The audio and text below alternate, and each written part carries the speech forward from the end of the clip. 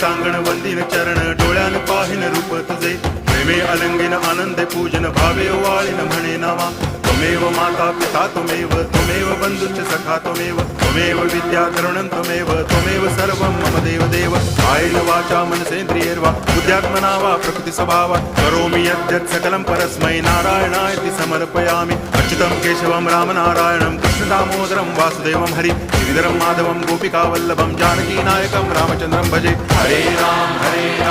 Ram Ram Hare Hare Hare Krishna